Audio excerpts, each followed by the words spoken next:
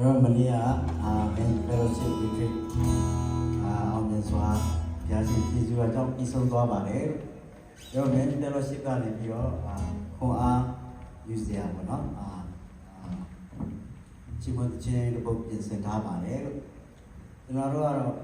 ကောင်းဆုံးဆိုဖို့ပြင်ဆင်ထားပါတယ်နော်မနေ့ကကျွန်တော်တို့ဆရာကြီးထောင်လဲလာပြောတယ်နားထောင်တဲ့ကောင်းရင်တော့အချင်းဆိုတာမကောင်းဘူးလေချင်းဆိုတာကောင်းရင်တော့နားထောင်တဲ့မကောင်းဘူး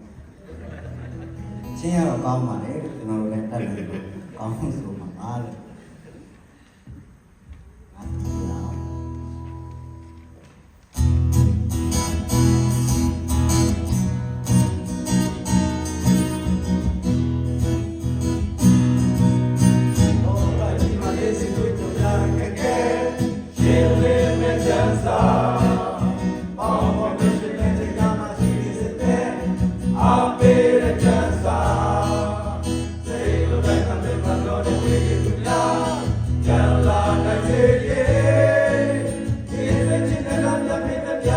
Yeah.